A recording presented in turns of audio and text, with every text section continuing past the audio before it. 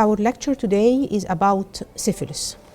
To define syphilis, it is one of the chronic sexually transmitted diseases, and it is contagious, and it is caused by the bacteria known as Treponema pallidum. This is known to be a spirochete. The only host for this type of infection is human being. No other living organism can be infected by it. The mode of entrance of this bacteria to the skin or to the mucous membrane, leading to the formation of the primary lesion. Syphilis has been of a great interest recently due to the AIDS epidemic. During the HIV epidemic, the infection with syphilis has emerged to be of an interest to the patient and to the dermatologist, because the syphilitic lesions are known to be ulcerating, which allow the entrance of the HIV virus. Also, the lesions are rich in lymphocytes, which are the primary target for the infection with HIV. Without treatment, the syphilis progresses through a chronic course that takes over years, through which the patient passes by different clinical stages, showing variable clinical manifestation, and sometimes the patient ends in irreversible neurological cardiovascular system complications. First, we will talk about the organism itself, or the Treponema pallidum, as one of the spirochetes. The spirochetes are known to be delicate organisms. They have a very thin body, so that usually they don't take the usual gram stain like the rest of the bacteria.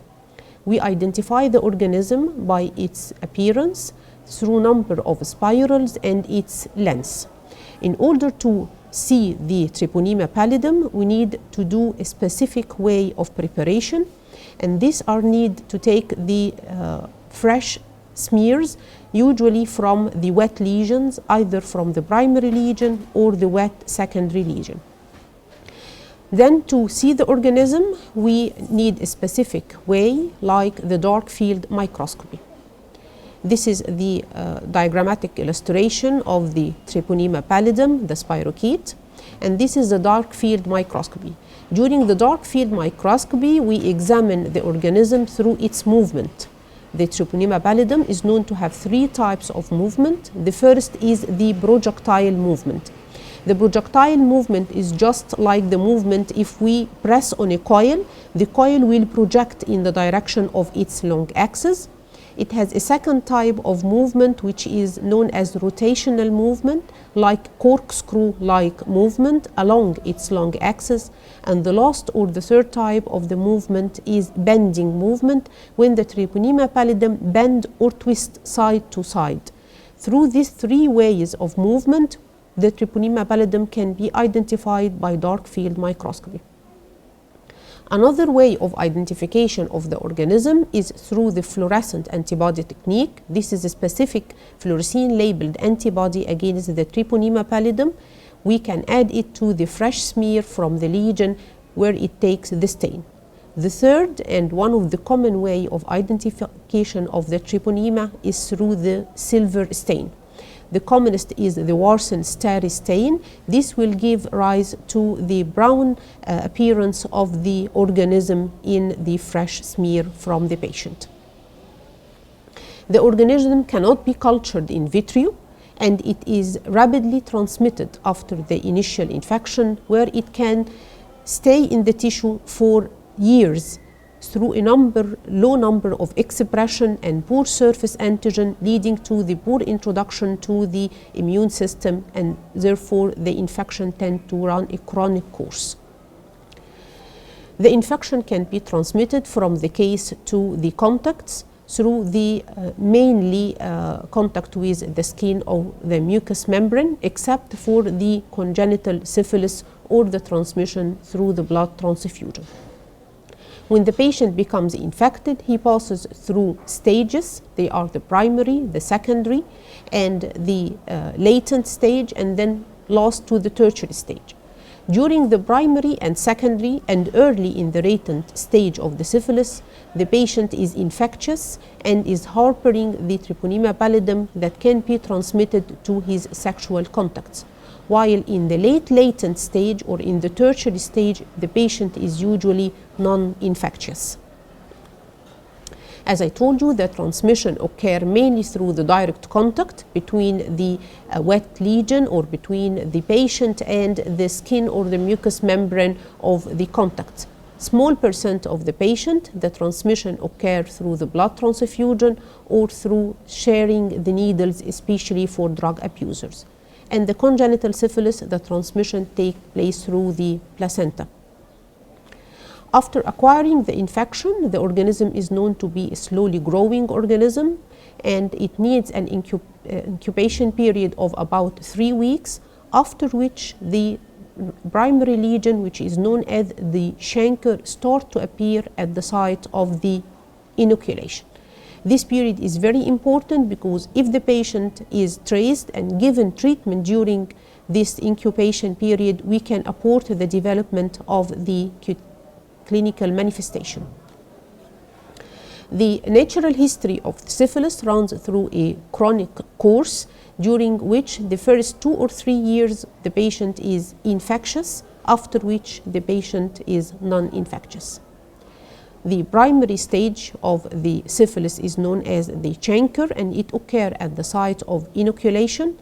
Secondary stage of syphilis is characterized by disseminated infection with generalized lymphadenopathy, after which the patient enters into a latent stage.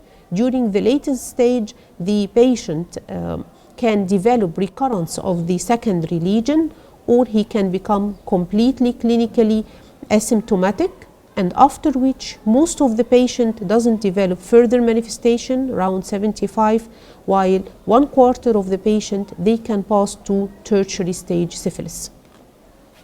The primary syphilis, as I told you, is related to the site of inoculation, and the patient develop the chancre as a painless, eroded papular lesion, which is usually indurated, and most commonly it is solitary.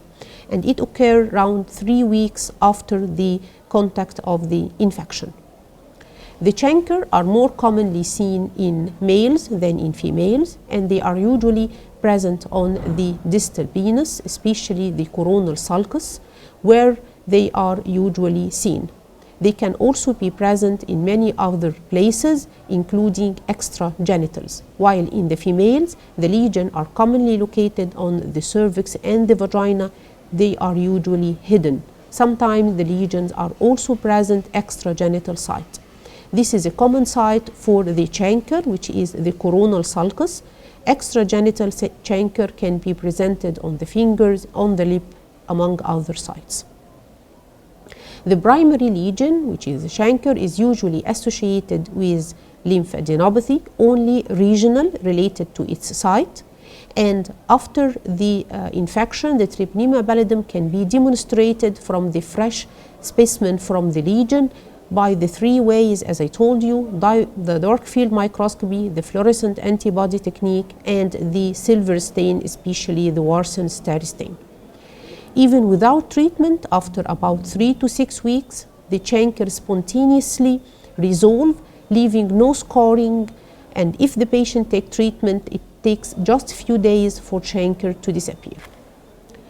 If no treatment is given, the patient passes from the primary stage to the secondary stage after the disappearance of the chancre. This is due to the hematological dissemination of the Treponema pallidum. Secondary stage syphilis is characterized by the general constitutional manifestation, especially the patient develop low-grade fever, headache, generalized body aches, and generalized diffuse lymphadenopathy, also hepatosplenomegaly. The commonest manifestation of the secondary stage syphilis are the cutaneous manifestation. They occur in more than 80% of the cases, and they are widespread, usually involving the widespread area of the skin. The commonest of them is the appearance of this maculopapular lesion located on the palm and soles, which are coppery red in color. The rash of secondary stage syphilis is either widespread or localized, most commonly macular, papular, and may be scaly. It may mimic many other dermatoses, but characteristically it is non-painful and non-itching, and usually it is remitting and relapsing even without treatment. During the early secondary stage syphilis, the lesions are usually small in size, less than 1 centimeter, and wide distributed without specific configuration. While in the late secondary stage syphilis, the lesions tend to be larger in size, they tend to be more localized, and they take figurate appearance, like the right side lower picture where the lesions are taking annular, kidney form, circinate appearance, and they are more localized. This is the difference between the early and the late secondary stage regarding the cutaneous lesions. In addition to the skin, the hair is affected. Early in the secondary stage, the patient usually complains of diffuse hair loss, while late in the second stage, the lesion take a localized appearance, what we call a moth-eaten alopecia. This is not a common manifestation. It occurs in about 5% of the cases, but it is very characteristic. In addition to the skin hair affection, there is also mucous membrane lesion, which occur in 1/3 of cases of the syphilis, and the mucous membrane lesion can take different forms. The commonest affection site is the tongue, and there is sometimes diffuse affection called the syphilitic pharyngitis or syphilitic laryngitis, where the patient complains of some sore throat or hoarseness of voice. The tongue lesion take different forms. One of them is the ball patch. This is a common manifestation of mucous membrane lesion in the secondary stage syphilis, where there is localized papular lesion with absence of the papillations on the tongue surface. In addition to the ordinary papule, they are papules with moist surface. They are present on dorsal surface of the tongue. Also the well known as snail track ulcer, like the lesion on the lower right side photo, where the ulcers tend to take a serpiginous appearance and the known as snail tract ulcers. In addition to the cutaneous and mucocutaneous, the patient develop lesion at the moist surface area of the body known as the mucocutaneous junctions. These areas are occluded, and due to the moisture, the lesion becomes exuberant and they are flattened and moist, and they are known as condyloma lata on the genitalia, or the split papules, which usually are present on the angle of the mouth and sometimes nasolabial fold and web space of the fingers or the toes. These are the moist mucocutaneous lesions which are present on the genitalia, known as the condyloma lata on left up photo, while the right lower photo is the split papule, also known mucocutaneous lesion of the syphilis. Without treatment, usually the secondary stage syphilis undergo remissions and relapses multiple times, and usually lesion heal without scarring. This happens for about 1 year during the secondary stage. Usually the patient presents during this stage, and if a skin biopsy is taken, it is a mixed appearance between the psoriasiform, hyperplasia, and lichenoid pattern of the interface change. This particularly is associated with large number of the plasma cells and the presence of neutrophils in the stratum corneum. If we want to demonstrate the organism in the skin biopsy, we can do it by 2 ways, either staining the skin biopsy by a silver stain, the commonly used Wurtzen star stain, or we can use a specific type of immunohistochemistry which can detect the Treponema pallidum in the skin biopsy. After secondary stage, if the patient doesn't take any treatment, he will pass to a latent stage syphilis. And by definition, this is a stage where the patient doesn't show clinical manifestation, but if tested serologically will be positive. Latent stage syphilis is divided into 2 main parts.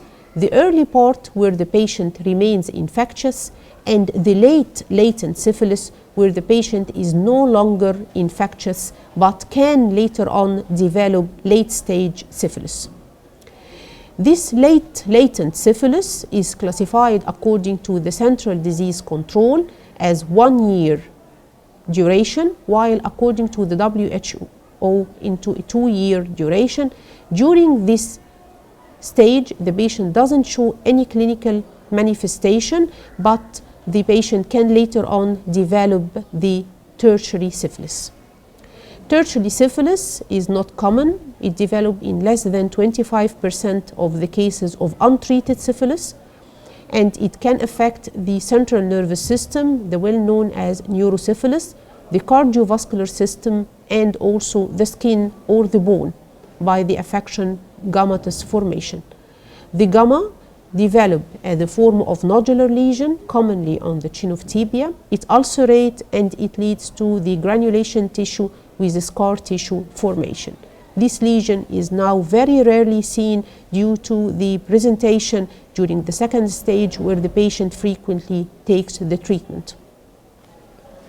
Differential diagnosis of syphilis differ according to the stage. During the primary stage, the main differential diagnosis is that of a genital ulcers. During the secondary stage, there is a wide spectrum of dermatoses that can mimic secondary stage syphilis. This is why syphilis is known as the imitator general, because it can imitate many dermatoses, including pityriasis rosea, guttate psoriasis, lichen planus, drug eruption, among others. While in the tertiary stage syphilis, the gamma is an ulcer on the chin of tibia with its differential diagnosis. If you want to diagnose syphilis, the diagnosis differ according to the stage. Usually during the primary stage or the chancre, the diagnosis depends on the demonstration of the treponema pallidum using the dark field microscopy or using the fluorescein labeled antibody or the silver stain. While in secondary stage syphilis, the diagnosis mainly depends on serological tests, in which we detect large number of antibodies present in the blood of the patient in the secondary stage. Serological tests are mainly two types. The first is the non-treponemal test.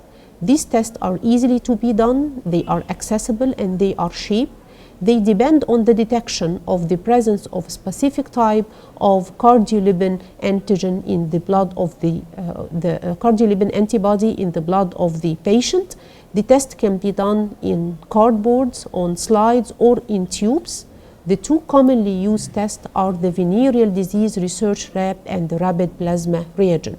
They are 100 positive during the secondary stage syphilis, and they are very good negative tests. But unfortunately, these tests are not specific, because we have a false positive test usually present in low titer, among other infections, in pregnant females, in patients with connective tissue disorders, in intravenous drug users, and in blood transfusion patients. So we can use this non-treponemal test as a screening test. If it is negative, usually we can confirm that the patient doesn't have syphilis, but if the test is positive, we need to confirm the diagnosis by the more specific treponemal test. The treponemal tests are specific and they are highly sensitive, and they start to become positive late in the primary stage and continue positive during the whole secondary stage syphilis. Last, for the treatment, the most specific treatment up till now for the syphilis is the penicillin. It is a drug of choice, it is very effective, and fortunately there is no drug resistance. Usually we treat the patient with long-acting penicillin known as the benzazine penicillin, and it is highly recommended. But unfortunately, the benzazine penicillin cannot cross the blood-brain barrier, so it is preferred to give patient in addition procaine penicillin, which can cross the blood-brain barrier and protect the patient against the development of neurosyphilis later on. If the patient is having penicillin sensitivity, we can try other group of drugs like doxycycline and ceftriaxone. For early syphilis, those which are infectious, the primary, the secondary, and the early latent, we give a single injection of 2,400,000 international units of benzene penicillin just once. These are 2 injections given at each gluteal region. While for the patient for late syphilis or unknown duration, it is recommended to give the same dose, but it is given weekly for 3 successive weeks. Treatment of the patient with this regimen rendered the patient non-infectious, and this is for protection of the community, while it is better to give the patient procaine penicillin to guard against the development of neurosyphilis later on. For the patient with sensitivity to the penicillin, several antibiotics are available. They can be used, but they are not so effective like the penicillin for it. Doxycycline and tetracyclines are among the commonly used antibiotics for the sensitive penicillin patient with syphilis. And with this, I'd like to thank you all for your attention.